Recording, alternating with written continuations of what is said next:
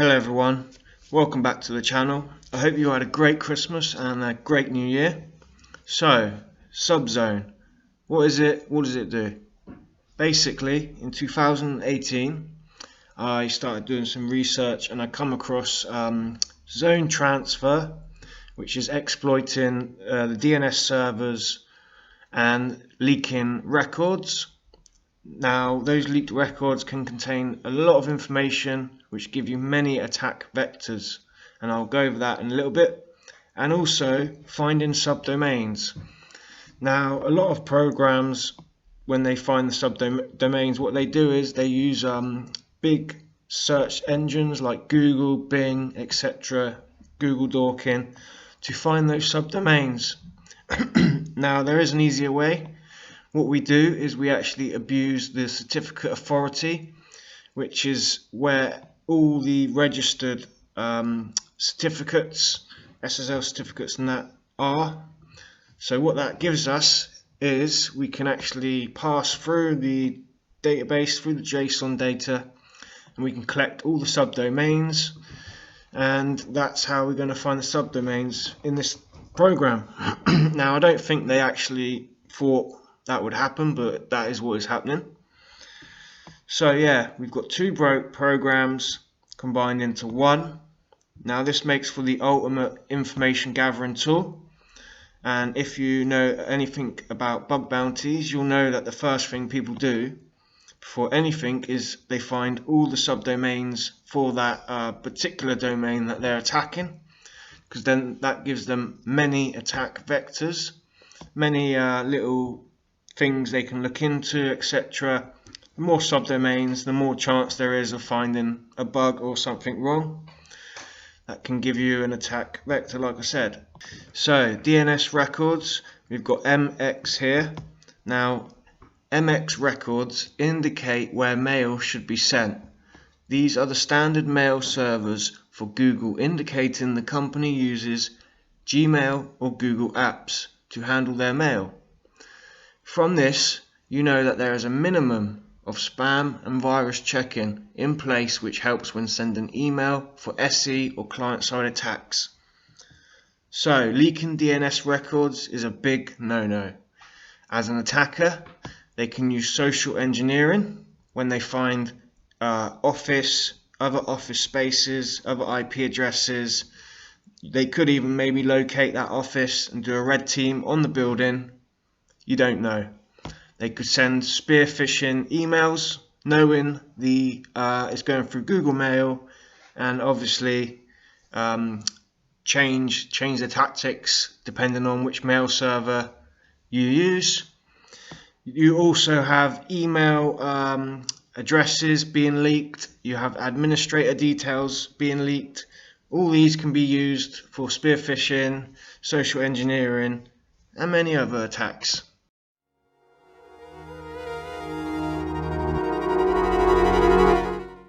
So this is the code for SUBZONE, and you will be able to find this on my GitHub, and a link will be in the description as always.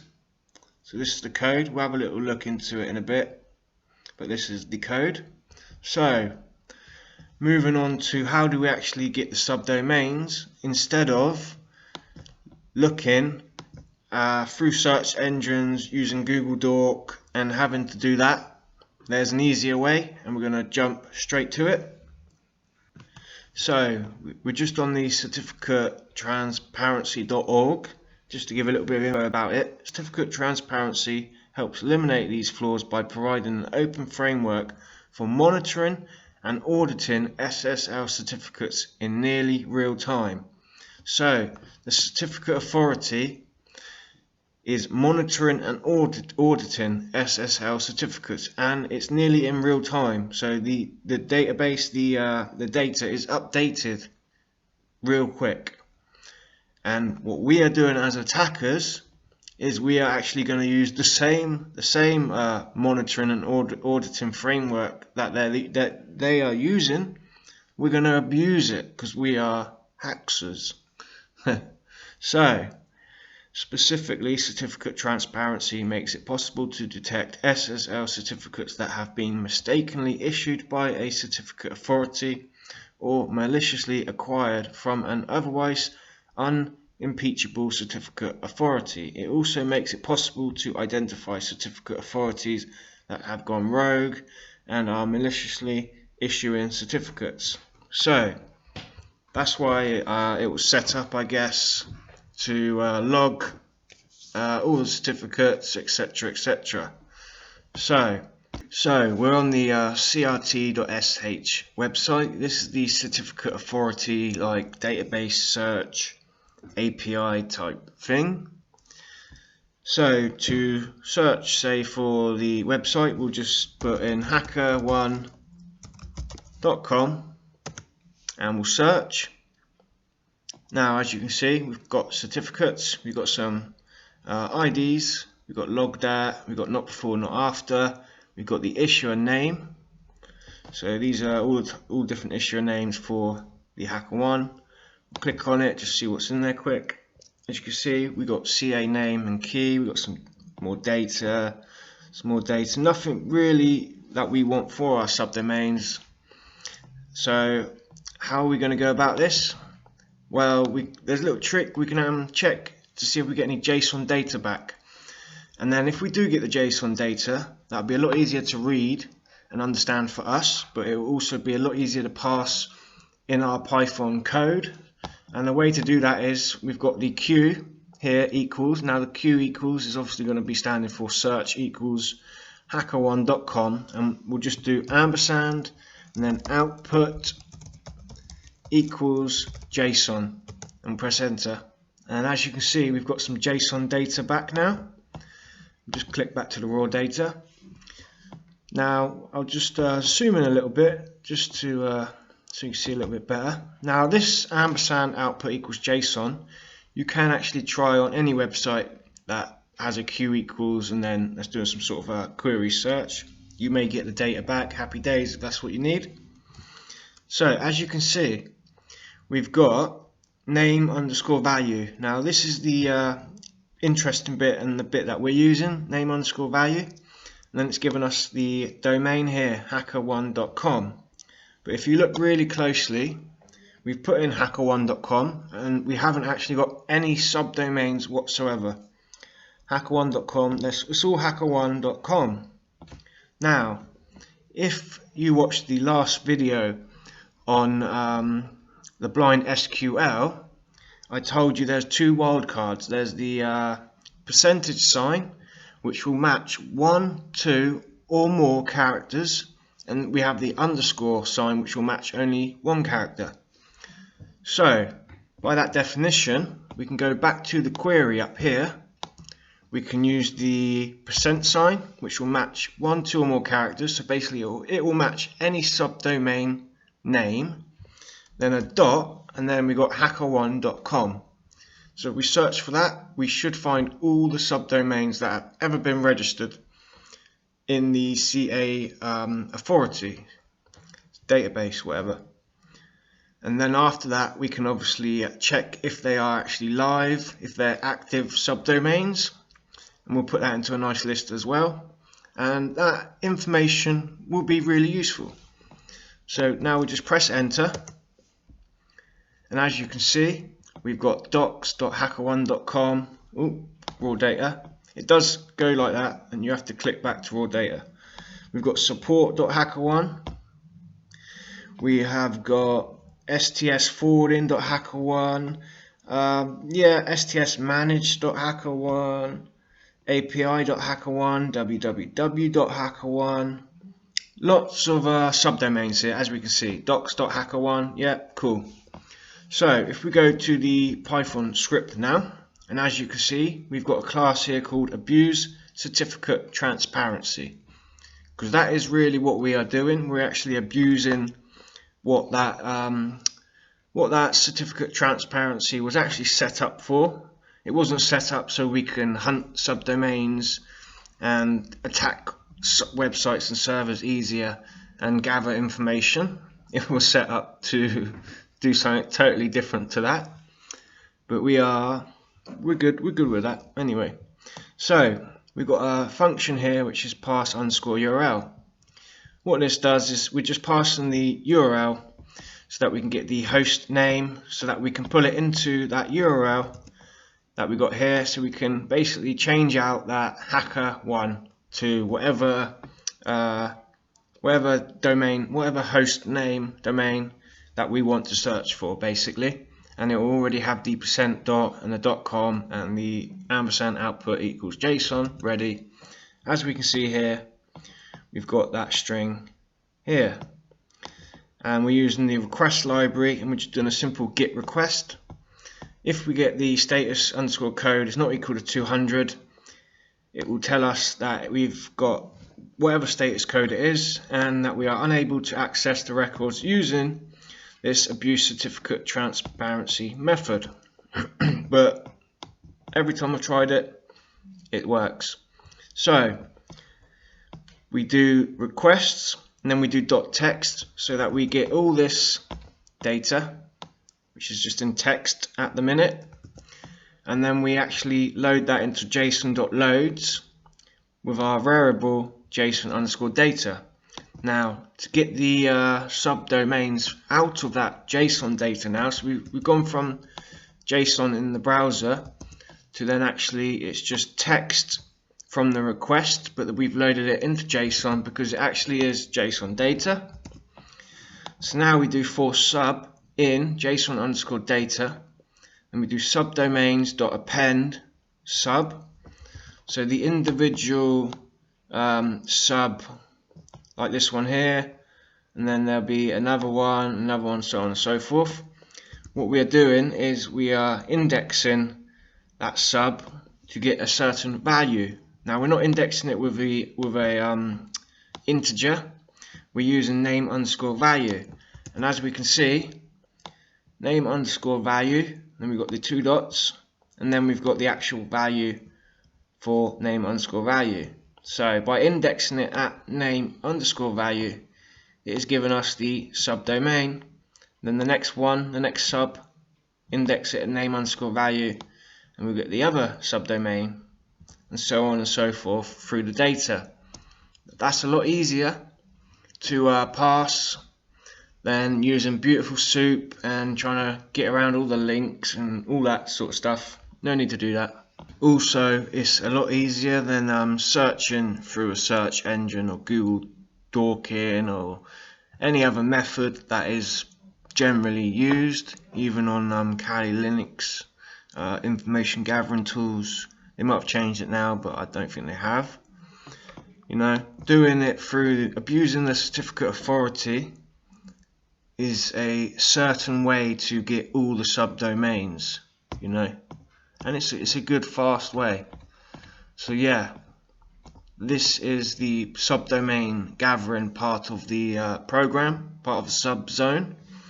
Next we're going to move into exploiting DNS servers and getting leaked information from improperly configured DNS servers. That you'd be quite surprised there's many that are not set up properly and that are leaking information, valuable information that can be used to, like I said, attack them. So we'll move into that now. So I'm going to run the program, and we'll see that it works, and then we'll go more into the zone transfer, exploiting the DNS servers and so on. So I'm going to run it first of all on HackerOne, which is the bug bounty website that was in the SQL video, and we'll see what information we get from that, and also we'll put it into a text file as well, which is useful as well when you're working on the data, etc. So as you can see, got a little picture here, SUBZONE, created by W3, and then yeah, it's running through the registered subdomains. As you can see, some have been registered multiple times throughout the course of their life, and then we got the there are 7 active subdomains for this domain. So then we checked each registered domain, and we've only got the active subdomains, and these are in a set as well, so we're not getting any copies. Although for the registered, I left the copies because it shows you how many times they've been registered. So obviously, yeah. So as you can see, it's in nice color coded order, because when you get hundreds of these subdomains, if it was all in the same color, it'd be very hard to look at it. Whereas now we can easily see DNS server is white, the subdomain is red, and the IP address is blue, as we can see. 7, nice.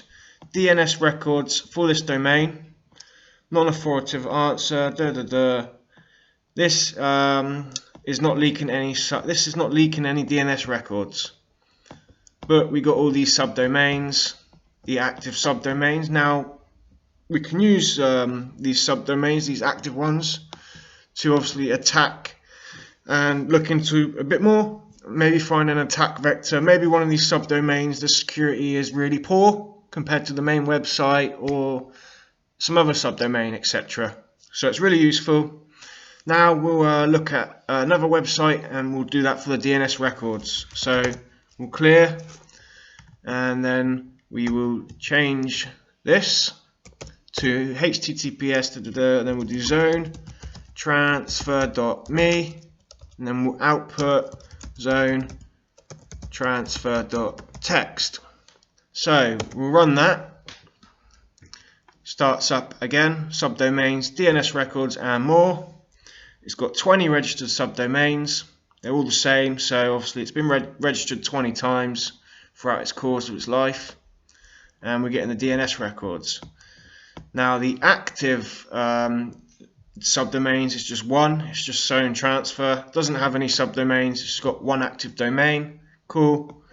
Now the DNS records is actually what we want to look at for this domain, because it leaks information, as we can see.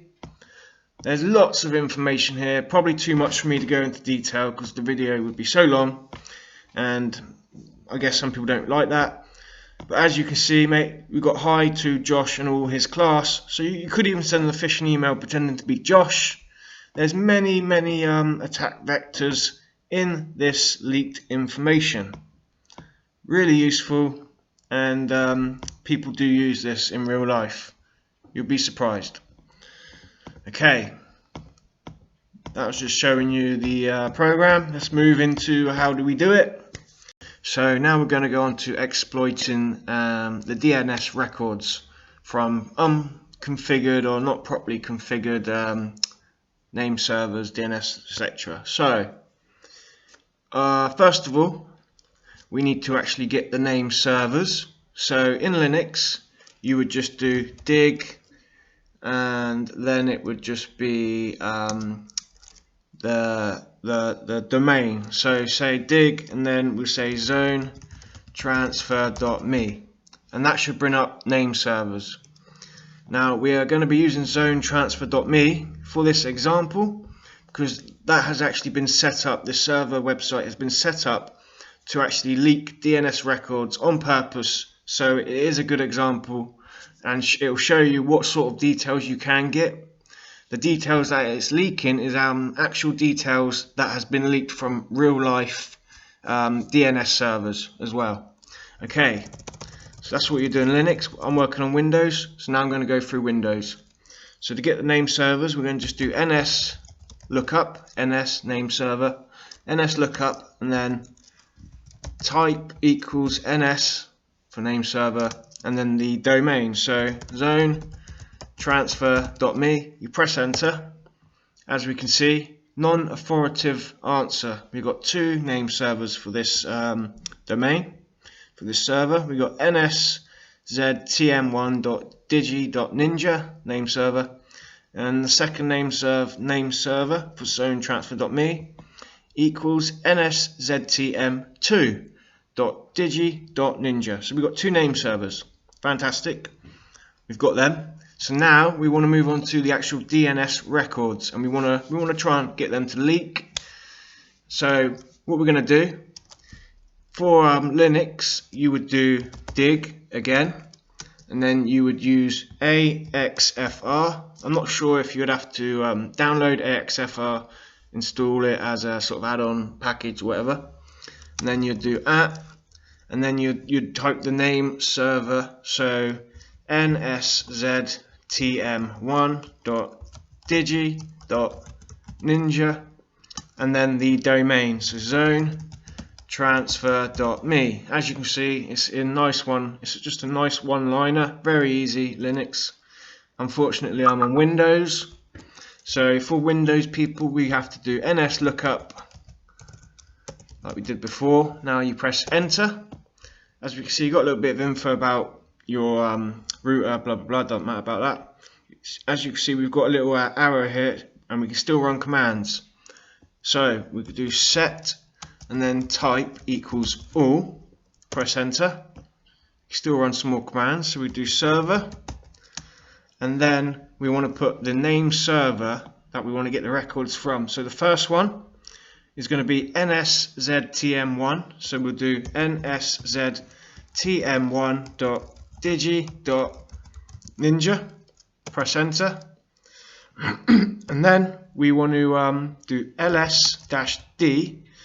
So that will list all the directories, and then we're going to just do zone transfer.me, so the actual domain. Press enter. And as we can see, we've actually got the leaked DNS records, which is very, very good. And there can be a lot of information here, like I said before, that you can exploit. Now, if you wanted to get the second DNS record, you'd just do exactly the same as we did before, except you'd use the second name server, and if there are more name servers, then you would use them as well.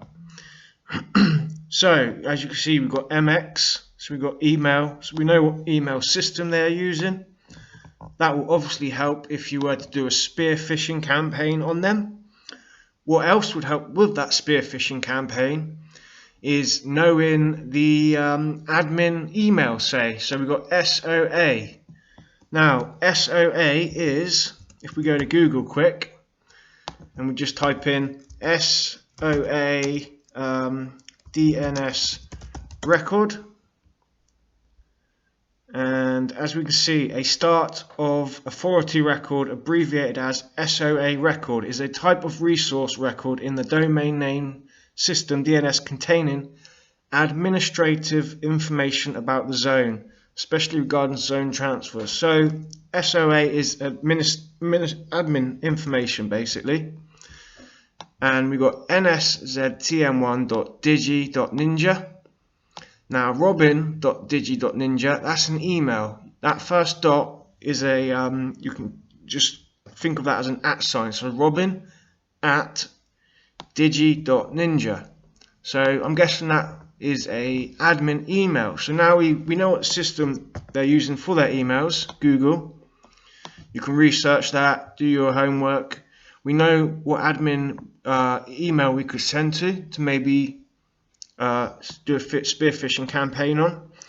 What else can we use for this email spear phishing campaign? Let's have a look through here. So we've got info, we've got zonetransfer.me, service provided by Robin, word blah blah blah, and we've got robin@digi.ninja. Another email we could possibly use. Interesting. We've also got where is it?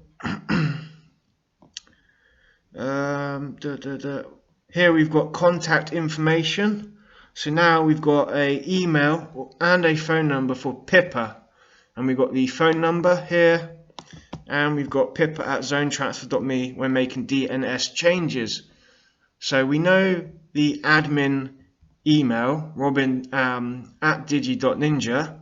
If we were to spoof the email and maybe send a spear phishing campaign to Pippa, maybe we could get her to change some DNS settings for us to leak some more information or something. Or, you know, we could do some sort of campaign. You know, basically, leaking DNS information is not a good idea. We know that this company has an office, and their IP is at here. This office with the IP may not have very good security. It may just be a little office. It may have much info on their systems. You may be able to exploit their systems and mess with the business and the website and the server altogether. You may be able to trace where the office is to, maybe find that out and do a red team attack on it, maybe of some sorts. What else have we got? We've got www, so I'm guessing this is the main website for them. We've got VPN, etc. We've got some sort of a firewall test here with all the ports are open. There's lots of information basically that's leaking out. We've got a port open on 5060, SIP_TCP. If you don't know what these particularly are, a quick Google would actually give you, let you know. So it's not too much of a big deal if you don't know exactly what they are first off the bat. So yeah, this is the zone transfer basically. This is the exploit, and in the code, all we're doing is we are in Python.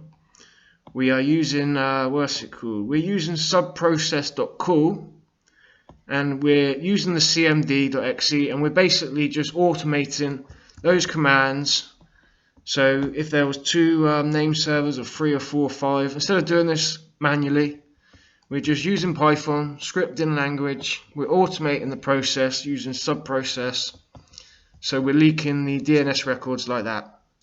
So yeah, SUBZONE leaks DNS records automatically, and it automatically finds all registered subdomains, and then it checks automatically for the live subdomains, which is obviously a lot easier than doing it manually. So I hope you enjoyed this video. Please leave a like, please subscribe, and I'll see you in the next video.